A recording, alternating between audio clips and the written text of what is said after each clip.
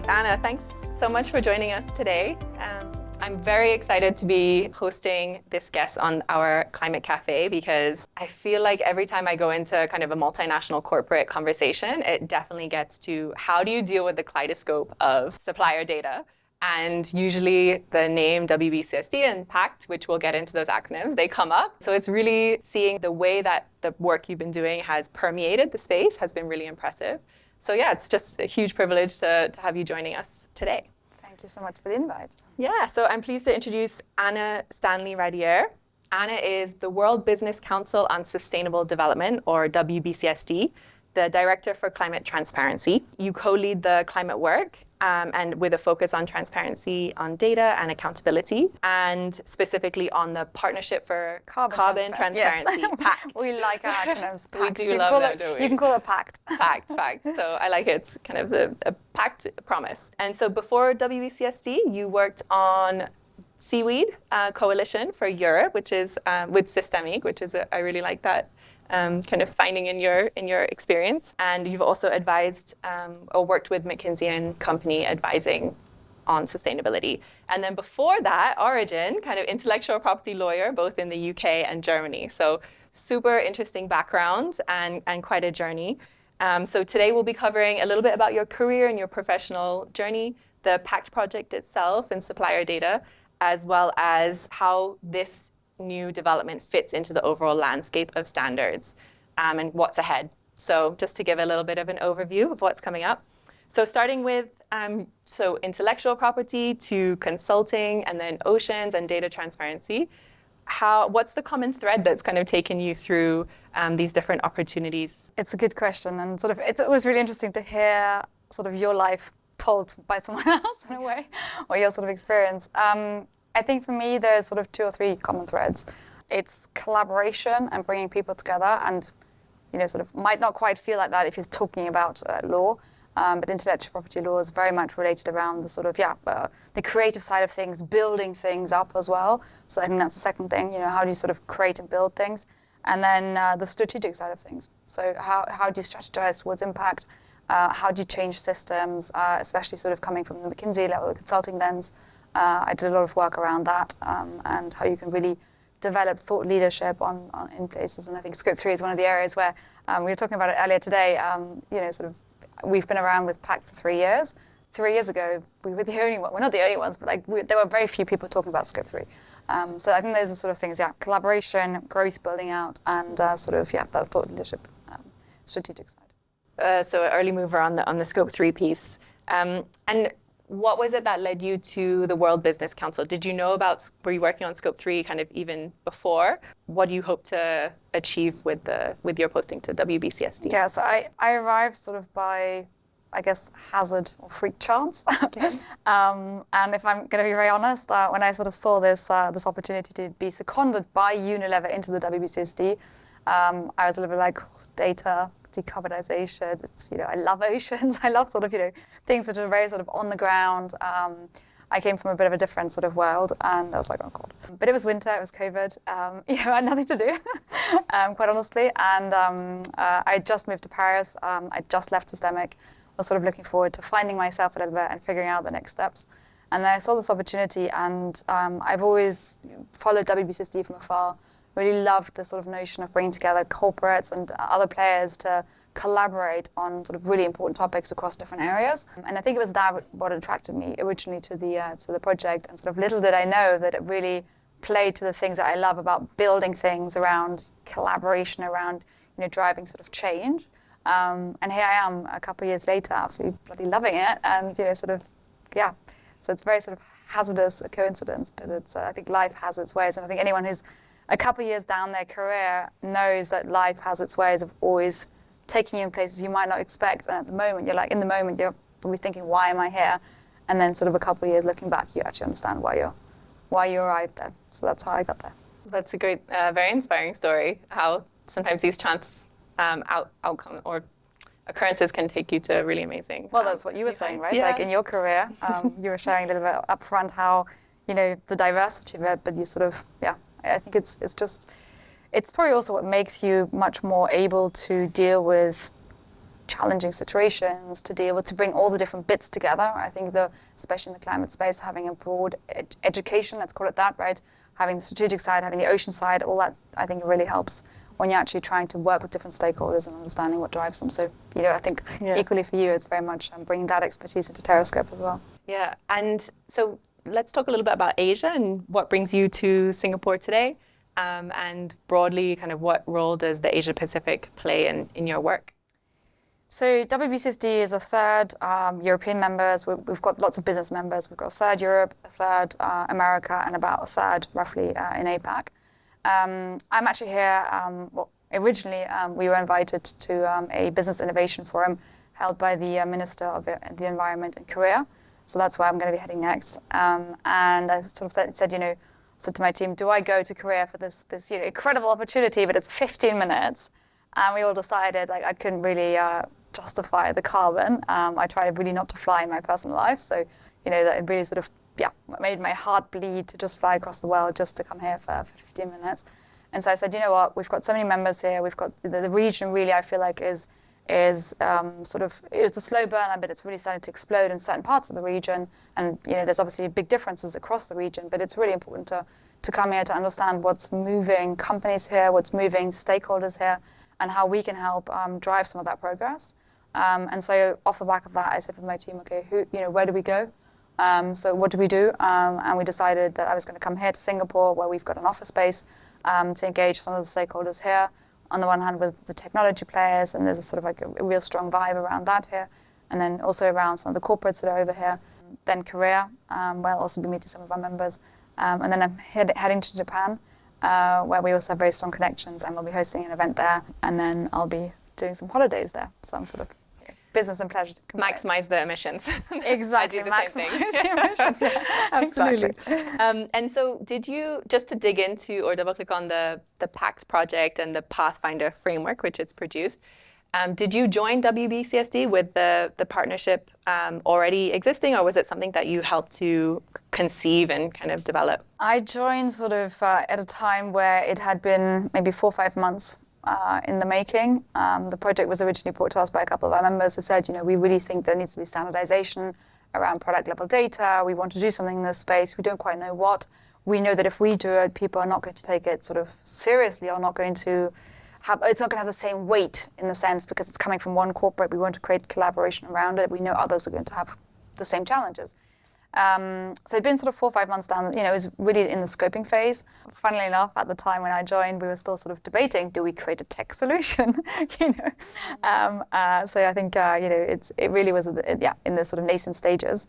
And we've been building it ever since, and sort of really trying to scope and hone in on what it is, what the value is that WBCSD can add, what's the value of the collaboration aspect of it, what are the things that are really, so when I came, we were really looking at what are the things that can unlock progress in this space. And I asked a lot and sort of really challenged ourselves to really do the things that we do best at WBCSD and to leave the things that we don't do best to others.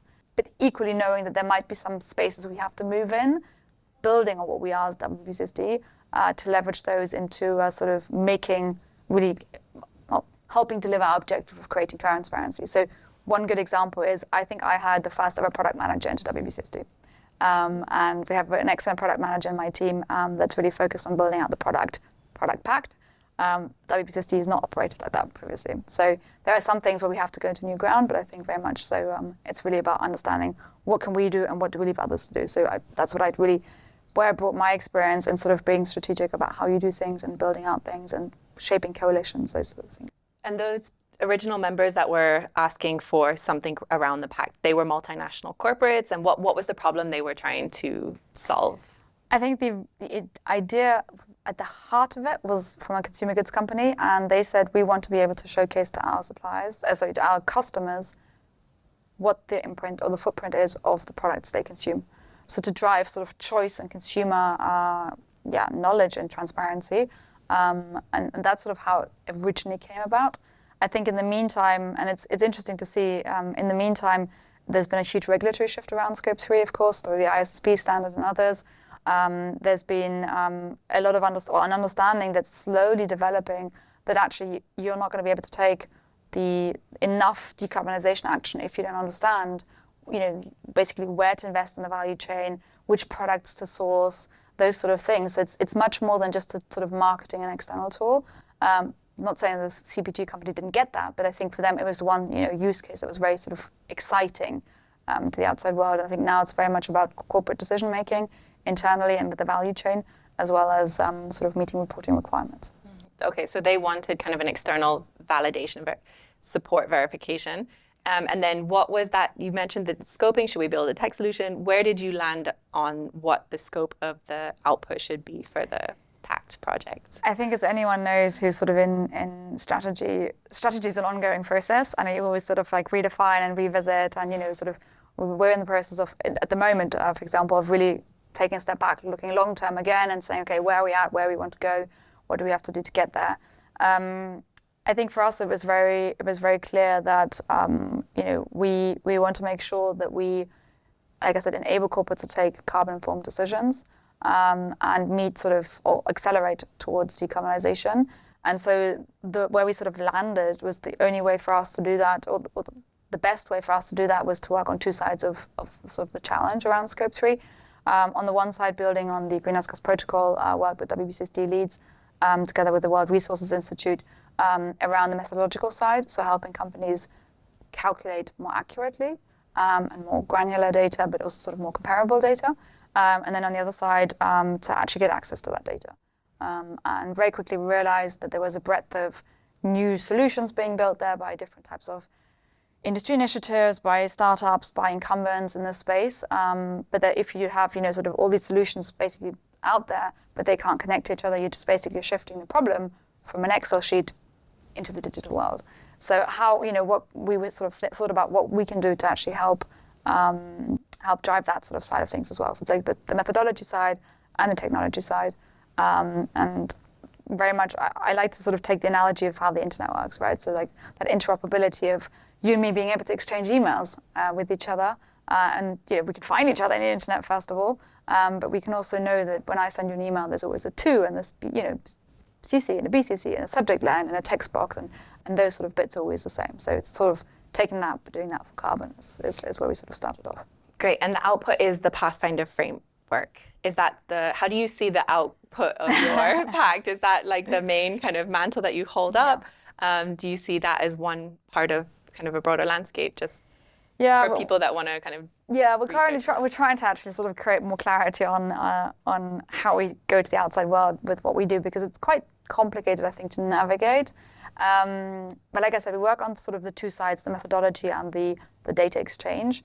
The Pathfinder Framework really covers how to navigate existing calculation standards, so the Greenhouse Gas Protocol, the ISO standards, product-specific standards or industry standards which exist, how to navigate them, but then also how to actually, or what data points to exchange. So it already goes a little bit into the exchange.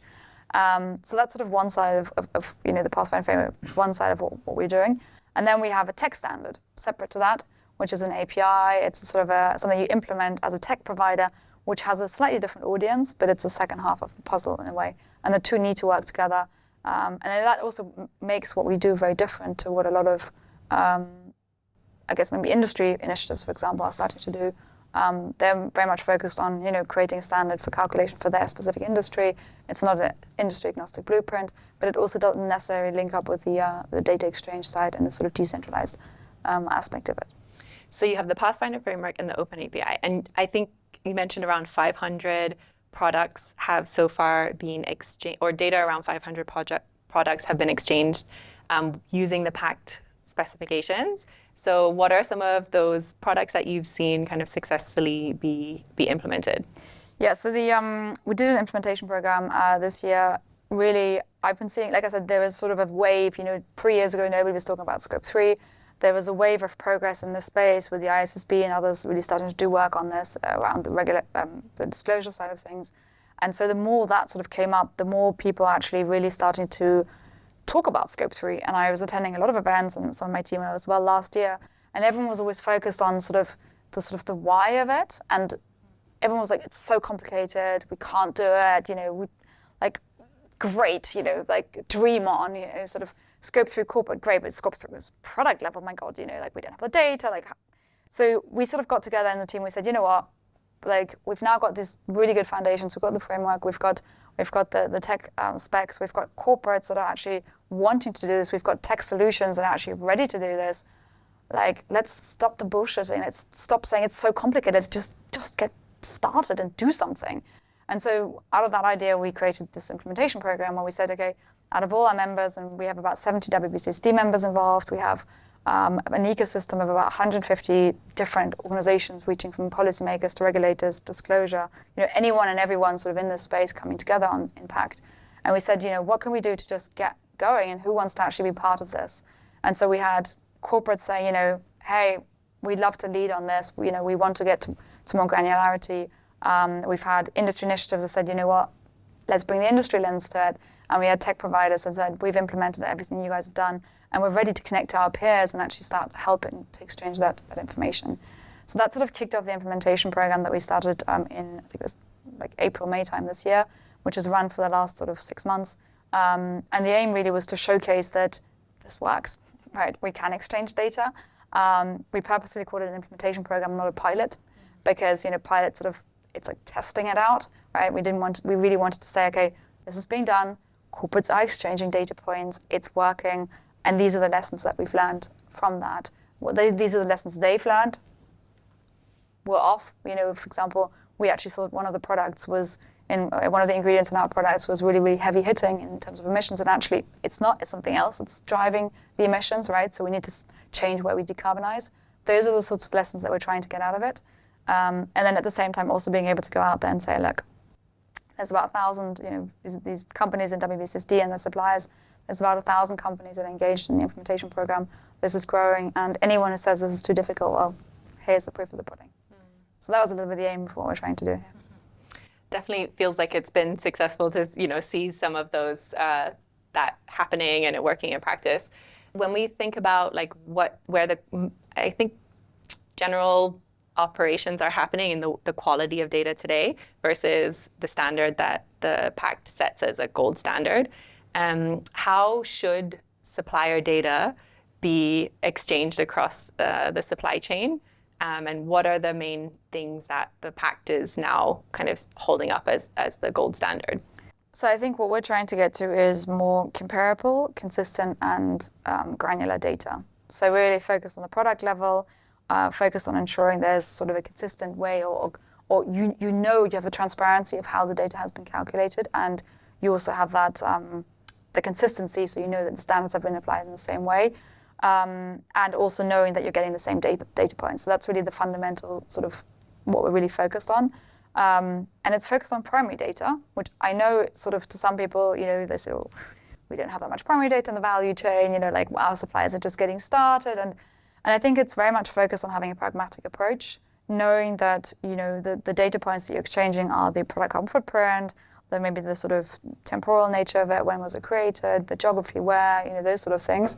But also knowing that you're not going to do this for like every single product in your portfolio, probably ever, but in particular right at the beginning, right? So it's sort of understanding how you engage with your tier one, what is the strategy. So I think anyone who tries to do this without having a strategy for segmenting their suppliers, for example, is just, I don't want to say crazy, but you probably quote me on this. But it's, you have to sort of have a strategy to do this. The starting point is having a strategy of how you engage with your suppliers. Then you look at the products and you understand which products are actually the heavy hitting ones that you might start with, right? Or who are the biggest suppliers by spend that you might start with.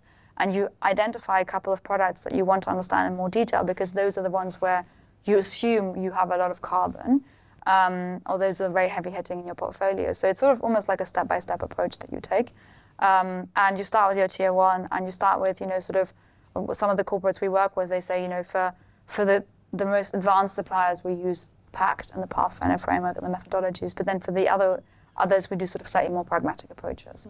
And then as you get that data shared, in the data quality in the first year might not be great, but then it improves over time. And we've seen that with some of the companies we work with. They said, we already did this last year outside of the implementation program. We started working with some of the PACT methodology. The data was fine, and now we're sort of working with our suppliers to get better data. And this year it's been incredible. We've seen like a massive progress. So that's one side of it. Highlighting how much primary data, for example, also is in the product carbon footprints that's shared helps showcase a little bit where the journey is at as well, right? But then also understanding how you actually have to, or how you can work beyond tier 1. So it's really sort of a phased approach that we're trying to kind of encourage everyone. And yeah, like you said, there's the gold standard of where we want to get is primary data across the value chain. But it's really understanding that it's a journey of getting there and how you can actually unlock that journey. And so for me, having those use cases of companies that are doing this is so important because they can go out there and share the experience and how they've done it. And they do, and they're very vocal about it. And it's not just a sales exercise, but actually because they really understand that, the value of it. And they're also trying to encourage more and more people to do that in the system by showcasing how to do it, even if it's not easy. What's the use case that you're most proud of having contributed? Oh, God, that's a good question. I think I just find it incredible to see how far we've come in 3 years. My team is growing significantly. We're getting a lot more. We're funded by member income as well as grant funding. We're attracting a lot more money. We can't go out there to the capital markets or sort of get venture funding because of the way we're structured and sort of the not-for-profit nature of WBCSD. So it makes it a little bit harder, but I can see there's a real offtake in that sense. And I think that makes me proud to sort of see, there's Scope 3 conversations everywhere, to see that we're also driving a lot of innovation in this space around some of the tech providers. So it's not one specific use case. I think it's just knowing that, we were just a bunch of nerds talking, nerding out about Scope 3 product level data in a sort of, in a room by ourselves to like this being, it's such a conversation. And in New York, maybe that was the proudest moment actually. In New York, we had Emmanuel Faber from the ISSB speak at our event. And he was standing there, and saying, LCA data, it's the shit, it's the thing everyone needs to sort of get involved in it, just get started. I used to lead a big corporate, I was a Danone, and, I really, the value of it, you're not going to get to where you need to go if you don't tackle the data at the granularity level that we're working on. So that was quite a cool moment to have somebody like that come and say, coming from that C-suite perspective. Exactly, understanding it, on LCA. getting it. And I think there's a lot of work to be done in that space, but I think it was really, really inspiring. And our CEO at WBCSD equally, he gets it. He really gets it. And I think that's really, really cool to see where we've come to in the last couple of years. So you mentioned primary data, also assurance. I would love to know kind of what role does assurance play in the PACT standard, because and especially third-party assurance. So there's quite a high bar for that. Yeah, so as I said, I think everything's a process in this, and we can't expect to have sort of 100% perfect data, like exactly it's going to be the best data ever, the most reliable and everything from day one. I think the way that assurance plays a role is twofold. On the one hand, there is a big opportunity, and we have something in the Pathfinder Framework around sort of how you can get to more reliable data and how you can make sure over time that you actually also have the assurance aspect incorporated in how the data has been sort of developed before it's shared. So there's sort of a step-by-step approach on the one hand for corporates and then also for SMEs with different time horizons and different levels of granularity of how you sort of work or use assurance as a tool to know that the data is more reliable. On the flip side to it, there's also a technology element to it. So I think technology really can be leveraged to making sure that as you share that data, you're also sharing information around the fact that the data has been sort of verified. But we don't operate under an assumption that every single data point will be verified. For us, it's sort of spot checking and making sure that you hold yourself accountable as well throughout the system. So it's a really, really important sort of side to it. But I think people who often when I talk to people who come from the financial world, there's a lot of sort of learnings we can take from that side of the sort of the fence of how this needs to be approached, what you can sort of do, because it's data, right? It's sort of numbers. But then the one thing which is different is also that understanding that it's still carbon, the carbon sits in the value chain. As a corporate, if you're doing your financial reporting, do you really care about like the finances of your value chain, apart from if you're sort of really integrated and you want to make sure your suppliers don't go under, right? But you're just going to do your reporting based on like what you care about. And I think with the Scope 3 sort of carbon side of things, you need to care a lot more in order to make progress about your suppliers decarbonizing, because their success is your success in a way. So it's a bit of a different approach. So I think some of the lenses of the reliability of the data, the sort of verification of the data, the granularity of the data, all that, you can take some of that and translate it into the carbon context. But also knowing you have to be pragmatic, as in the approach, you have to go there bit by bit. And like I said, assurance is really key, but it's not going to be sort of on day one that all the data is going to be perfect and you're going to have 100% certainty that it's the best data ever. So I think that's quite important to note. Great. And one more question from me before I open up for the floor. I think WBCSD consciously took a decision to have a more decentralized approach rather than, I guess, a centralized building a tech solution. Yeah. And as a result of that path, what are the kind of opportunities for both the users and the tech players and solution providers in the space? Yeah, I think the reason why we chose a decentralized approach was that we're largely driven by what the corporates wanted. So all the decisions, and even now, every decision we take, it's not the reflection of my opinion or my team's opinion, it's a reflection of us really understanding the users of the space and what is needed to actually be able to decarbonize. That's sort of the lens that we come at. And there's a strong desire to have data sovereignty and ensure confidentiality, but the data sovereignty part was a real big driver behind this decision. Companies wanted to know that that they have full control over where their data goes, and that the data doesn't necessarily get stored somewhere centrally or sort of, shared sort of willy-nilly into sort of any parts of the system. So the decentralized approach really pays heed to that, as well as the fact that we know there's not going to ever be one tech solution that wins this. There will be winners, there will be losers, there's a huge fragmentation at the moment, there'll be a concentration over time. We know that, but you cannot expect a large corporate, to use the same tool than a small SME somewhere. You cannot expect a large corporate to be able to force another large corporate to use the same tool or to encourage. So I think some of the realities of how the system works and how diverse value chains are, how diverse data needs are as well, drove us to taking this approach. And also realizing that nobody was actually connecting all the different dots in the system, and we really wanted to propel the system forward as well. So that's why in the way that we've done our things and the sort of the tech specs, the data model, all of that is designed to keep the barriers to entry for tech solutions as low as possible. We're trying to really think about what are the points that we need to press or where we need to support to drive adoption with tech, adoption by the corporates, to support them on the journey, to really create that scale, to actually move forward. So that was a little bit sort of what drove us in that approach. And that's not to say that over time we might not leverage. There's one use case which hasn't been explored so far, and we haven't really gone down that road, but we know that better primary data can also equate better secondary data, right? And if you have lots of different tech providers that hold potentially the data in their sort of different universes, they might be able to draw intelligent conclusions in one space. Linking all that data up is going to be very difficult, and is also going to require a lot of independence and sort of a neutrality per se. So that's one area where we're still sort of looking into, potentially, and there's ways of sharing data, not the actual data per se, but anonymizing and pooling, and maybe not, maybe you don't even have to pool, but there's many ways of doing sort of analysis on data, which don't require sort of, an undermining of why we did a decentralized system whilst leveraging the benefits of sort of having that data flow. So, but at the end of the day, like I said, very much driven by what the corporates want and needed to create trust. I think trust is incredibly key in this space, and a reality that there's just, many different tech solutions out there that are, I sometimes say to my team when I'm having a bad day, I'm just going to go out and sort of create a tech solution because I could make a lot more money.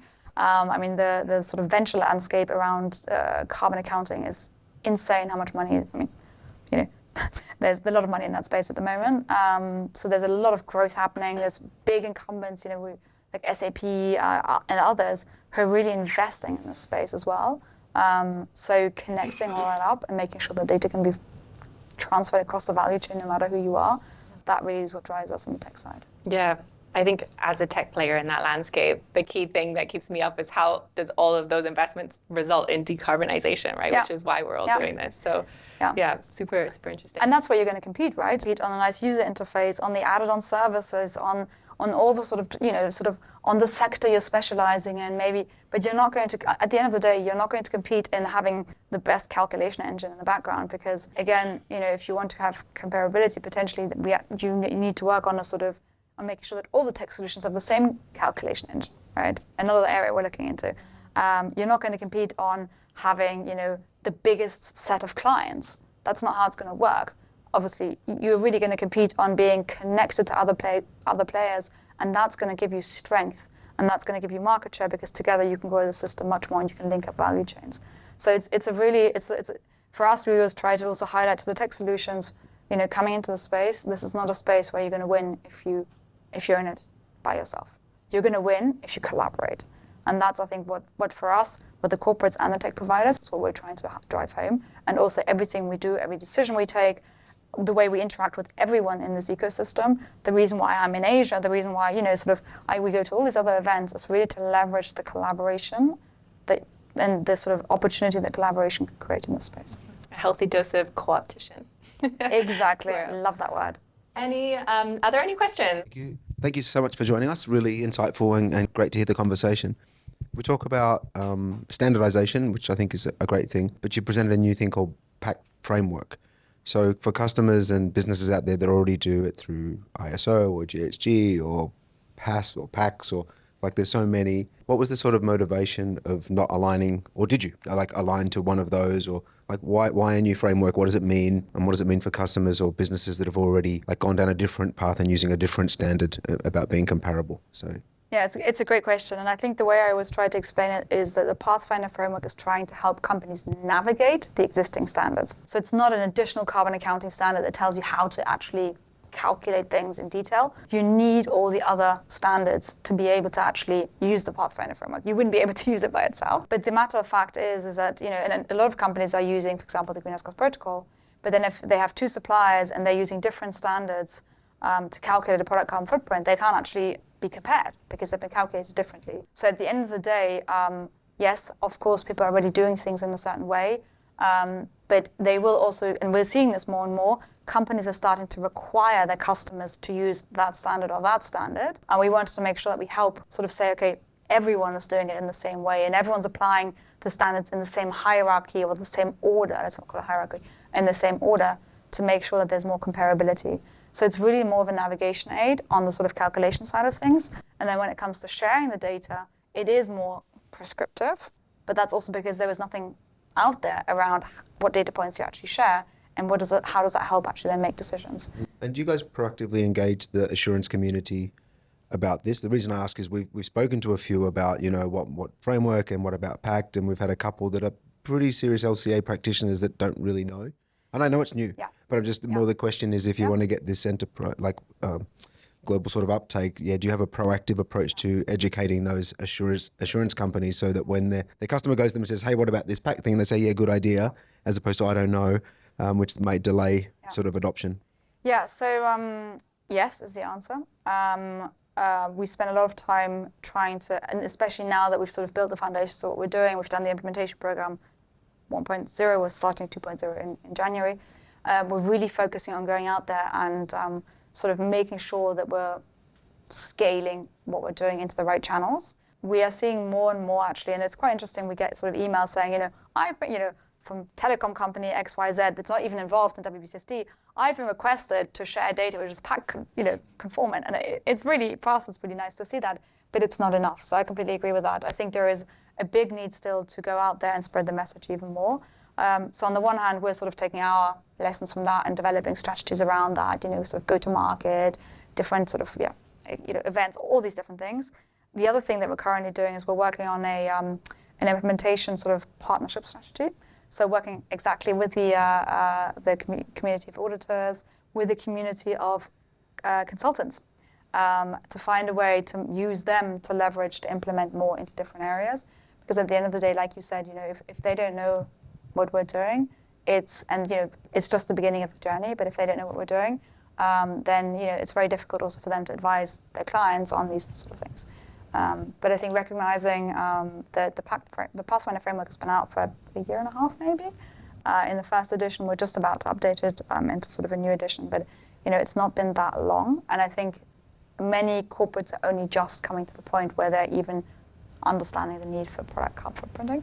So I think it's also a little bit of the fact that we've been able to engage 70 corporates in WBCSD on this, that gives me hope that there's sort of an avenue to come. But like I said, it's definitely a journey. So you subtly mentioned 2.0 in January. So what's happening? What does the future look like for both yourself and the kind of PACT project? Yeah.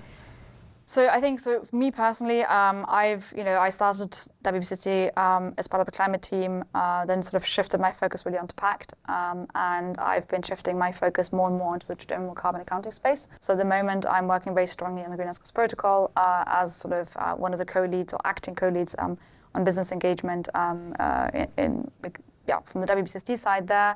I'm focusing a lot more on the strategic topics in WBCSD. So everything sort of around, the learnings that we can take from PACT and how that actually can help WBCSD be more effective as an organization. So really sort of growing my portfolio, I guess, of work that I am engaged on, all the while making sure that, I've got an incredible team in PACT that's leading sort of the implementation work, that's leading the go-to-market work. So really making sure that we have success there. Then on PACT specifically, we're going into a big implementation program next year, which builds on this year's program.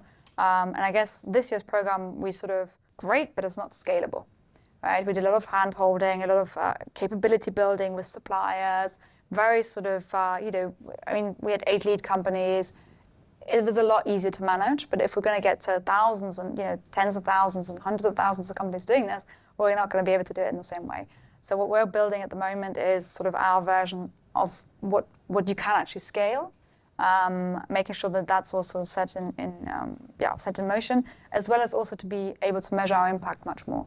So whilst we did some sort of impact measurement this year, we're really trying to make sure that we actually really truly understand what we're doing, what's happening, what the challenges still are that need to be sort of dealt with, and how we can help address those. So it's a little bit, I don't want to share too much because we're still sort of in the final stages of developing the program, but it's very much built with that lens of scalability and making sure we continue to drive really deeply into value chains, that transparency. At the same time, I'm focusing also a lot on engaging the C-suite and making sure that the business case for Scope 3 and the business case for granular data becomes much more embedded sort of into company strategy. Look forward to the path for scale from 70 to 100,000. That will be it's good ambition. Any other questions? So I think when it comes to transparency, we have talked about the quality of data. That's where we talk about methodologies and getting primary data. But I also want to ask a question around access to that data.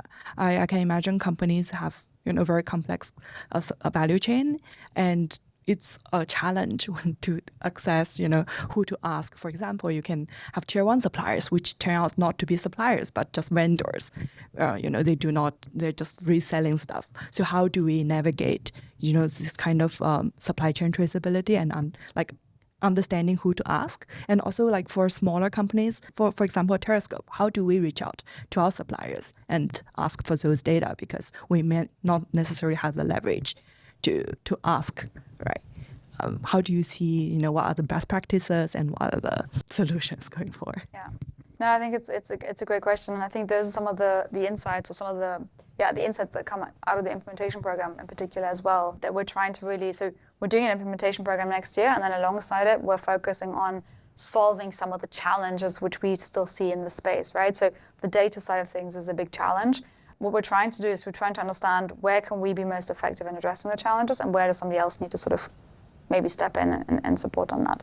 Data transparency is one aspect of it, right? And I think there are other aspects around the data strategy, how you, for example, like I said earlier, how do you actually segment your suppliers? So it's not just about how do you work with upskilling. So there's many different layers actually that come together around this. We work on some of these other layers in WBCSD. So I've got some colleagues that are working on sort of upskilling across the supply chain at scale, which will help actually shape and drive more action and sort of better data transparency because people actually know why they're doing it and how to do it, right? I think technology plays a big role in making sure where you, for example, have SMEs and feeding sort of in helping them, because not everyone's going to get to primary data and not everyone's going to get to sharing that data in the same scale, but we need to leverage technology, at sort of the smaller, especially in the smaller organizations, to help them, for example, share data points which are at least as reliable as possible. So I see, for example, in the agricultural industry, that a lot of the tools that exist around looking at change of land, sort of like satellite imagery, those sort of things are going to be really key in actually helping farmers have better data. Because a farmer's not going to be able, like he's not going to go and measure the carbon in the soil necessarily unless he's sort of super advanced. So I think it's also understanding like where actually to intervene, where to get the data, and where to just sort of find other ways to get good data. So again, tier 1 suppliers is always a great starting point. Helping your tier 1 suppliers or upskilling your tier 1 suppliers to then push into their tiers, right? If it's resellers, getting them, like there's lots of carrots and sticks that you can sort of employ around incentivization, financial incentives, contractual rewards, joint innovation, like in joint development and R&D. So there's many different ways of how you can actually get to that better data where it makes sense. But I would also encourage you to really ask the question of where do we need to get to better data, and where do we maybe not need to get to better data, and where is it maybe our role to get to that better data, and where is it someone else's role to try and push for that. So I know sort of maybe I didn't answer your question 100%, but I would definitely say, sort of that, looking into incentivization and how the different levers you can pull there, the upskilling, those sort of things, but also where you actually need to get that data. Those are some of the starting points that I would send your way. I have a question and a comment, actually.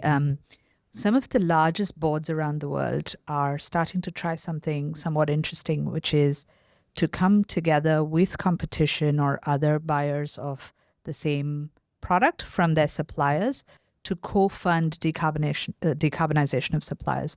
And there's potentially an interesting role WBCSD could play in facilitating this, because you have a number of large corporates as your members. Are you thinking about connecting kind of your work in that direction?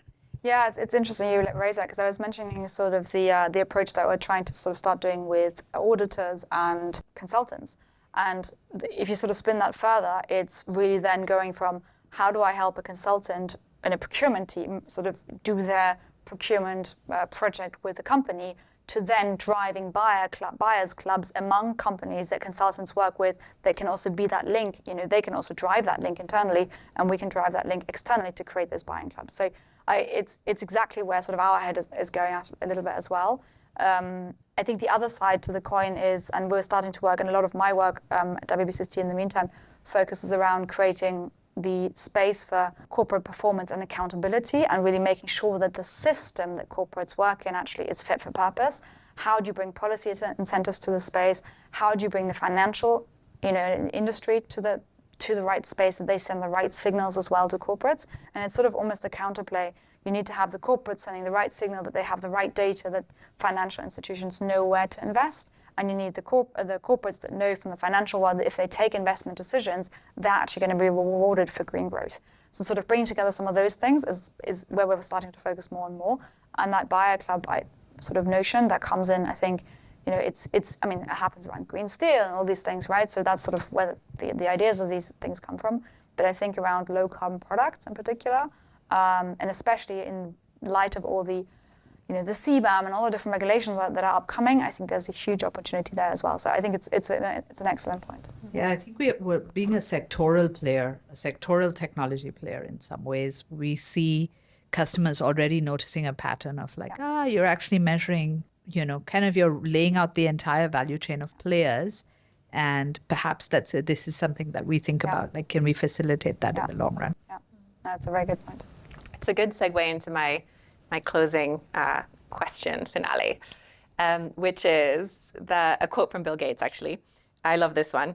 So we always overestimate the change that will occur in the next 2 years and underestimate the change that will occur in the next 10. So it's kind of like we set really ambitious work programs for a year or two, and it feels hard. There's implementation talent, especially with the transition, supply chain problems with wind.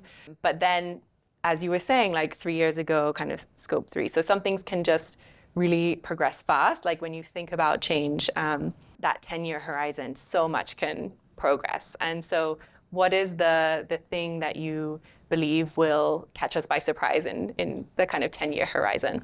See, I think in the context of scope 3 and the work we do, honestly, I'm not sure that quote applies. Okay. Because I think it's a slow burner and it's going to explode.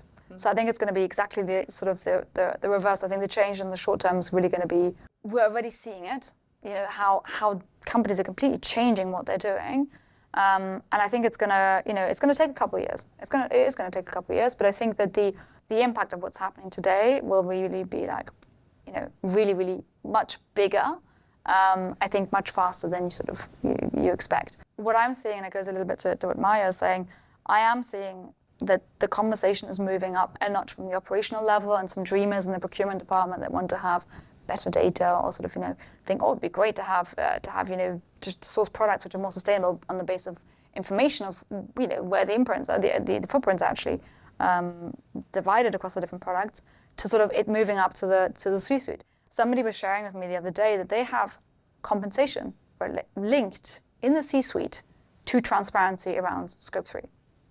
It's incredible. I mean, that's why a little bit where I think things are going to go really quite quickly. That notion that the opportunity here, but also the risk of not getting involved, is going to become a lot more clear, a lot more quickly, and that'll then cascade the change down quite quickly. The results on the ground. Yeah. Okay. Wonderful.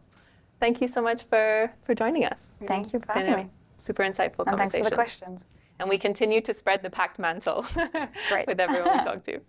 Thank you. Thanks. Thank you.